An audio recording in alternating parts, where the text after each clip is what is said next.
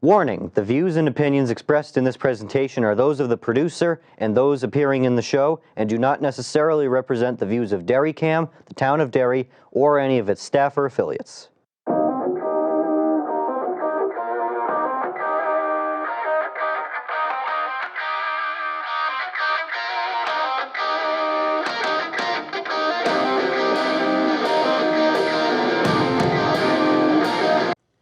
Hi, I'm Anthony Henry. Welcome back to America's Ass. We're on episode 40. This is the season 4 finale, and I will point out that this show will be coming out on March 29th.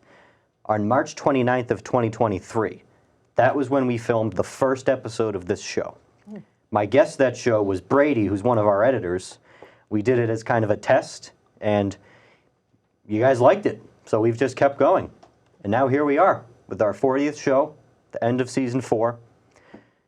Yeah, let's start. So I'm here with my guests today. I got two, Kristine Perez and Ron Dunn. So please take a moment to introduce yourself. We'll start with you. Hi, I'm Kristine Perez. I am a freshman rep, which means that I was elected in 2022 to the State House, and I intend to run again. And it's been a trip. So I was elected by parents. Many times, being a retired nurse, I spoke up at the school board meetings for the children during COVID. And afterwards, right before you could sign up for 2022, a group of parents literally showed up at my house and asked me to run. And I said no. And then they convinced me to. I'm also a senior, and I live in a senior community. So my senior community that I've always kept abreast to what was going on in town financially supported me. So I ran. I made it through the primary, and then I worked really hard with Ron Dunn, and we were both elected. So that's how I got here, and it's a lot of work, but I'm enjoying it. So that's me. I'm a retired nurse. I'm a wife. I'm a mother, and I'm a grandmother. Thank you for having me on the show. Thank you. My name's Ron Dunn. I am a state rep. I'm also a sitting town councilor in Londonderry. So I have two responsibilities. What got me involved in politics, similar to Kristine, I'm a first-time state rep. We ran together. What got me involved in politics is the PFAS issue in Londonderry. My house is personally affected, and in 2016 I found out that my water was contaminated. I figured there's got to be something we can do about this to fix this. 3 years later, 2019, long story short, we signed the consent decree with St. Cobain, and from there, I've been fighting it ever since. So on every level, I've been fighting to get Londonderry clean water. That is my passion. I live it every day. I get bottled water to my house. So in 2022, I decided I was going to run for the House, and met up with Kristine after the primary. Kristine and I door knocked just about 5,000 doors, and we enjoyed it. We had a good camaraderie together, and then I was inspired in, I guess, late January of 2023 to run for town council, and I was fortunate enough that the people put me in. So in March of 2023, I also became a town councilor in Londonderry. And I also work a full-time job. So that's me. You're busy. I'm busy. Yeah, we are. All right, so we'll get right into it. There was a very interesting day at the State House yesterday, and there was a lot of interesting bills, but I think the most interesting one was and I will call it this, the assisted suicide bill. Mm-hmm. So, start anywhere. You were both there. Yeah. Well, I'll start where it started because it was in my committee. I'm on the Judiciary Committee. That bill was put forward by the ranking minority leader and by the ranking majority leader in Judiciary Committee. So they were fighting very, very hard for it. I fought very, very hard against it, but I didn't take sides on whether you were pro or against it. I took the bill apart because, in my opinion and the opinion of some doctors I spoke to and a lot of insurance people, and the bill itself is faulty. It is very loosey-goosey. And so I presented all that to my committee. We had a huge hearing on it, and I presented all of that to my committee, and we voted on it, and we voted to take it to the floor. Unfortunately, two of the people that were against it during executive committee were not there, so it looked skewed. It was 13-7. It really should have been 11-9 coming out of committee. That being said, I worked with a lot of groups, and a lot of groups really rallied around it. You know, there were disability groups were huge on it, Christian groups, veterans groups, a lot of groups, because their fear is that they will be next. Right now, the bill is you have to be terminally ill. You have to have been told you have 6 months to live. But the difficulty with it is that in order to go into hospice at 6 months, you have to have your attending physician and a hospice physician certify you to go into hospice. This bill, you don't have to have your treating physician, the one who has treated you for your illness, at all. You can have two perfectly strangers who are physicians or nurse practitioners be the ones that are certifying you to end your life. There's no residence requirement for it. There's no witness required for it. So if you obtain these lethal medications, which you can obtain 24 hours after you're certified, there's no telling if you ever take them because there's no reporting system for it. There's no witness for it. So according to California and Oregon, the amount of people that actually do it or actually have it is very skewed. So, so that's the type of thing that I fought with it. Also, if I try to coerce you to do it, you know, like a wife saying to her husband, I just can't do this anymore, and you're a burden to me. There's no penalty for me doing that, although it says not to. But if I try to stop you from taking the medications, it's a Class B felony. So that's my take on it, that it is the bill, although I am a Catholic, I'm against it in principle, but I fought the bill on it. And it was interesting. It was the ranking minority leader spoke for 20 minutes on the floor about it. And we had a lot of people speak. I spoke against the bill itself. But then it came out, and I'll let Ron tell you what happened with it and what's happened next. Yeah, there's actually even more that I can have Kristine elaborate on in just a minute. But it was very interesting. We had 6 speakers. We spent over an hour on the bill. At some point, we tried to table it. We tried to postpone it. We tried all different kind of avenues. But the bill did make it all the way to a vote. It ended up being 176 to 173 in favor. It won by 3. And what has happened since then is this morning, Kristine and I got an email, and one of the representatives reconsidered their vote. They had voted in favor of it. And he reconsidered his vote. So the next session that we have, which is the 28th, we'll be re-voting on that bill again. So there is an opportunity for us to change it. We were also missing a bunch of people at the session that are also against the bill. We'll call it suicide bill. You know, they didn't call it suicide on the other side, but they have a different term for it. But that's what it is to me. So Kristine and I are both hoping that this bill will be overturned the next session when it's voted on again, because we'll have more people there that weren't able to attend this time that see it our way, so to speak. So I think there's a good opportunity for that.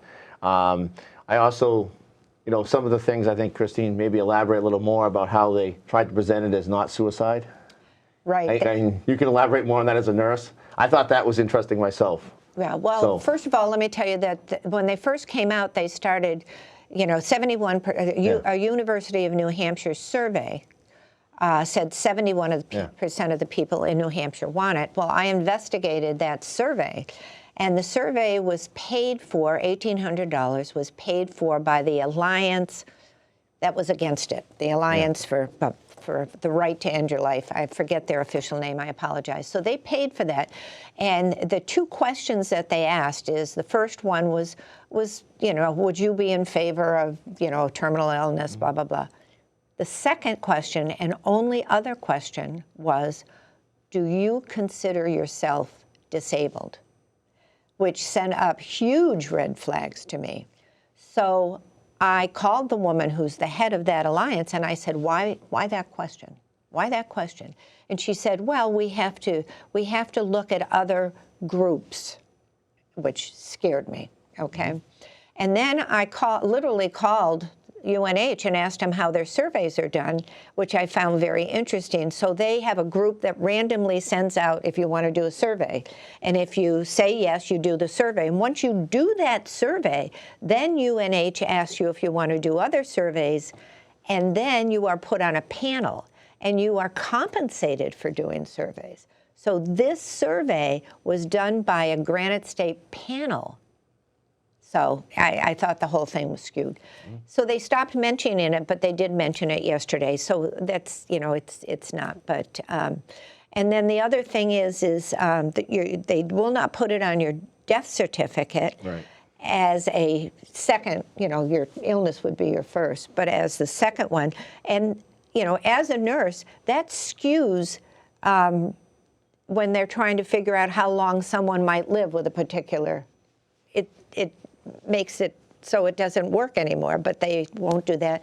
And it says nowhere can you call it suicide. They also said insurance companies can't not pay your life insurance. We can't dictate to insurance. I mean, there's a lot of loopholes. My thing is, if people want this, then they need to have a bill that is not so, I keep saying loosey-goosey, but loosey-goosey. So I find it interesting that all these people were paid to do this. Compensated. Compensated, yes. Got to use their term. Compensated. Yes. Well, as the saying goes, follow the money, I guess. That's exactly what I did. Yeah. That's exactly what I did. And so you had mentioned earlier, like before we even filmed, that there will be 2 new reps next week as well, I believe. Democratic reps. Yes, 2 new Democratic reps. Do you believe that'll, how much do you think that'll change the results of the reconsideration vote? All depends who shows up. Yeah, I think the 2 new reps will be pressured to vote the way they're supposed to. So I don't think they'll help us. I do think that we have about 5 reps that weren't there for the vote that could bring it to our side or make it a tie. Yeah. But yes, it does matter who shows up and who's there. And if the vote is taken first thing in the morning, we have a better chance than if it's taken in the afternoon. So I think that depends too. I mean, do you agree? You know why that is? Because people leave after lunch. Yeah. So, but I do think we have a better chance if it's done in the morning. But there is always a possibility that, it could come back and still, but we have a chance. So that's been I've mentioned it before on this show, but that's been the biggest problem this term, attendance. And it's starting to be a bigger problem even in D.C. I'm not going to talk about it too much, but just today, Marjorie Taylor Greene filed a motion to vacate Speaker Johnson. Right. So we could have our 3rd U.S. House Speaker election if this happens, if he gets ousted in the past 2 years. Yep. I believe that was because of the bill that was just passed. Yes, it was With the pork in it. Yeah. Yeah. Yeah. I read through some of the things that were in it. I was like, unbelievable. So, but we did have some really good things occur yesterday, too. We had some votes, and we had another vote that Ron and I are not in favor of, although Ron sponsored it originally, but, did I say that? Get me in trouble. The 91A, having to pay for 91As if they go over a certain amount of time. And that did pass, and it will go on to the Senate, and it probably will pass. The bill that was put forward, the amendment that was put forward, was much better than the original bill. But I still feel it's your right. And if towns and cities were more transparent, perhaps you wouldn't have to file a 91A so often. So, Well, but since Kristine brought it up, I'll quickly explain. So when I first read about this bill, I co-sponsored it because I believe as a financial conservative, it was in the best interest of a town to have some restrictions on this. Because I'll take a small town like Campton, New Hampshire, where my mother lives. They have 3 employees that work in the town hall. If they get a request for $30,000 or $40,000, that would crush the entire town. Like they can't absorb that. They can't afford that. So I think there has to be some kind of restrictions on it. So I did support the bill when I read it, and after hearing many, many people talk, I understand everybody's feelings on it. I see both sides. The reason I couldn't support yesterday is it's not the same bill that was put forth. It's a different bill. And the specific wording in this bill that I didn't like is it says, if you can't afford it, you don't have to pay. And my feeling is the town clerk, the town employee, how is it their job to determine if I can pay, you can pay, but Kristine can't? You know, I just don't like that wording. So I didn't vote for it. It did pass. But yes, Kristine and I are the only ones that didn't vote for it. out of Londonderry. Out of Londonderry. I just couldn't support it for that reason. I don't feel like a bill should say if you can't afford it. Like, no one, who's determining that? You know, like, I'm dressed in a suit today, so I can afford it. But if I'm dressed not in a suit, I can't. You know, so I didn't like that. So that's the whole reason I voted against it. But I do understand all of the emotion and passion around it. But the original reason why I did support it is being financially conservative. I was really concerned about towns getting large requests. And what kind of brought this whole thing on was when Kevin Smith ran for Senate, there was a lot of things that were getting 91 aid. So if towns have somebody run for the Senate or for higher office and they get lots of 91As, I just think there should be some protection for those towns. That's my whole take on that. And I agreed with that 100%. I really did agree with it. But I tried to get them that if you were a resident of the town or owned a business in the town, that the having to pay did not apply to you. And I just couldn't get them to do that because their attitude was, well, then, you know, you live out of town. You could just have me put it in. But I figured it wasn't our job to police people. But I just felt residents should have some exemption around it. But I couldn't get them to do that. So they worked very hard on it, and it is in some ways better. But it still is the citizen having to pay for obtaining information that is their right to have. So that was that. So Ron wants to tell you a story, though. Okay. Oh, yes. Let's tell a story. How about that, Anthony? I'm totally fine. Okay. So Kristine and I been campaigning since 2022. Door knocked over 5,000 doors. Got to be pretty good friends. And Ride to the State House together when we can. We ride to the State House together. So we went to Orlando to a conference in September 2023. This was the Hazlitt Summit, Yes. right? Yep. Yeah. And on the way down there, we had a little fun, a little joking, ribbing back and forth. And then I got all the other reps to participate also. So Kristine, I call her my grandmother. I'm his older than his mother. So I get a bunch of other people to participate in this. So one of the funny stories is, and we were coming back we were going to Orlando to come back to Boston. And the Orlando airport, it's oval shaped, and there's 7 terminals in this one oval, okay? So it's very cramped for space. So we're walking down, and we walk in to where you're sitting, and I say, my grandmother has to sit, my grandmother has to sit. There were no seats. And there was no seats. And they get up for her. They got. But it started because when we were at the airport on the way there were a bunch of reps there, and he says, you know, she's older than my mother.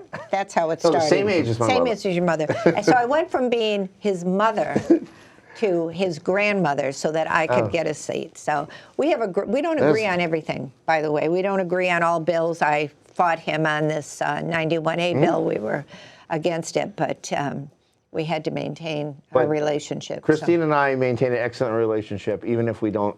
Even if you can disagree, you should still be able to talk to each other. Yeah. So most bills we agree on, like the suicide bill. But even if we disagree, we still have a good time. We still joke, laugh, have fun. I think it was another funny story is if you remembered in the airport, Jason, a younger rep, said, "Are you sure you don't want to take the escalator walk down. ramp?" And he said, "Grandma." With Grandma, yeah. So I had them all going. Yeah. I had them all going with Kristine. So it was a pretty good time, I got to say. And the whole time down there, we're like joking and. Yeah, they're picking on me. But you know. I have to say, one of the things that has impressed me at the State House, we have a huge group of new, young representatives. It is very impressive. Yeah. Yeah. Among them are Valerie McDonald, Yes. Yep. Jonah Wheeler. Yep. There's a bunch more on Yep. both sides that are new, and they give new Right. perspectives. And Yep. that story about Grandma that you told, Yeah. I think that it exemplifies one common misconception about government and politics in general, and your relationship in general. There's a lot more agreeing than people seem to think. Absolutely. I know a lot of people that don't follow politics closely. They assume, everyone's each other's enemy. But when I've gone to the State House, I often just go into the, legislators' caf to eat lunch because they think I am one at this point. Yes. Because I'm there so much. But there's conservative Republicans eating with progressive Democrats. Yes. Just talking and having a good time, not even talking about bills, talking about their families, where they grew up, and other stuff. Like, everyone's friends behind the scenes. All the yelling and fighting, I think it's pushed by the media to make money, because they realize this is a good narrative, and it probably discourages most people from getting involved in politics. And then they wonder why the younger generation, like myself, doesn't get involved.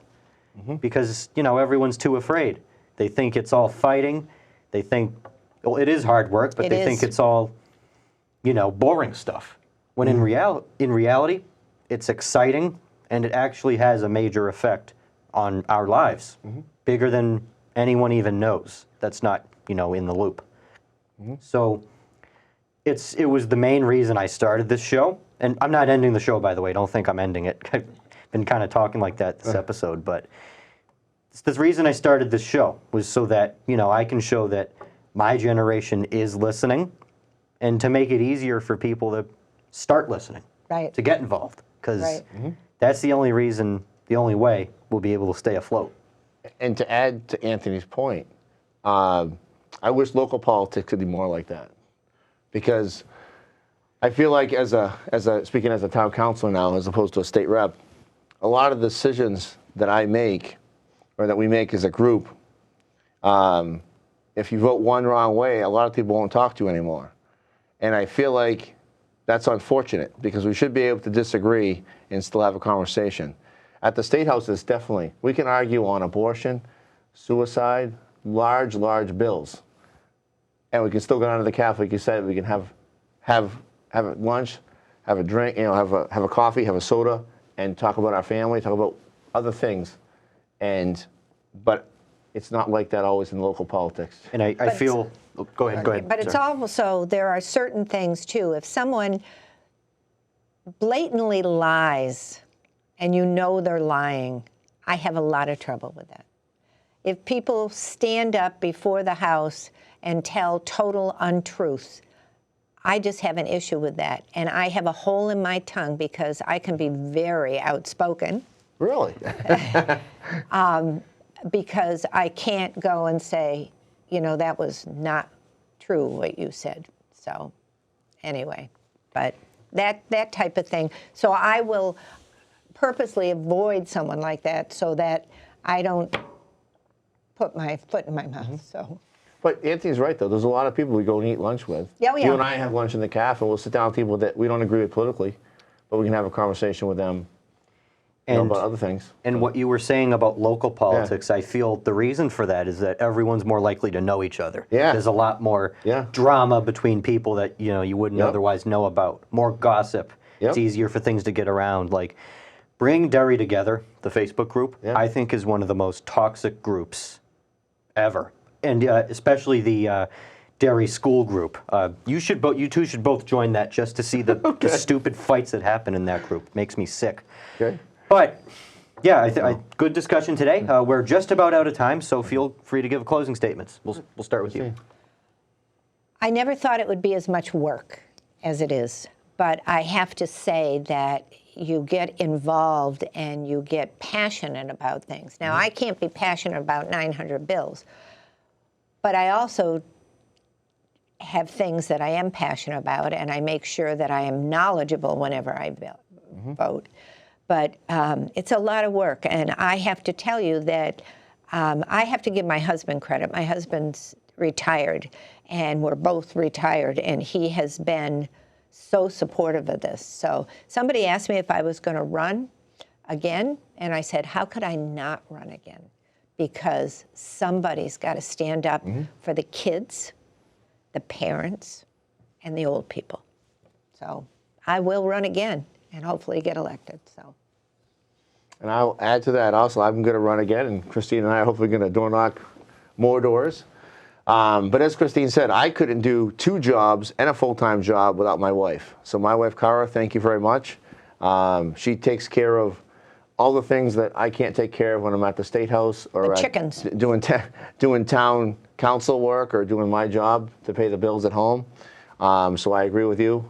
Our significant others play a large role. I don't think anybody can do this job without support from their family and from their friends.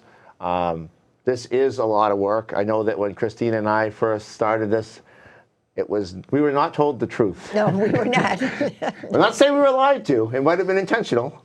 But we were not told the exact amount of work this is, because I can tell you that I spend a lot of time at home researching every bill that I'm going to vote on. Before I go to committee, I research every bill. Before I go and vote anything, I research everything, because I want the voters to know that I have put everything I can into voting the way I believe we should vote, and I've put time into it. I'm not just going there saying, yeah, I'll go with yes or no. So yes, there's a lot of behind-the-scenes work you put in. When you put a bill in, there's a lot of time that you spend working your bill, writing your speeches for the floor. So I know we're running short on time. I'll let you close. So thank you, Anthony. Thank you very much. You are an amazing, amazing young man. You're going to go far, far, far. I know I met you when you were 14. You're 16 now, and it's amazing what you do. So continue what you're doing. You're amazing. This show is great. Thank you for having me on. Thank you for having Kristine on. We enjoyed it.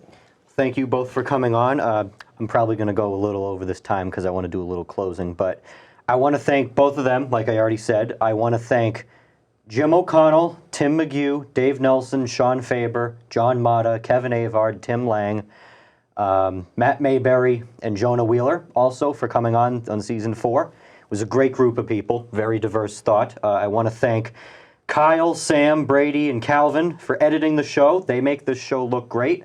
I want to thank the entire crew at Derry Cam. I won't say names, but they all know who they are.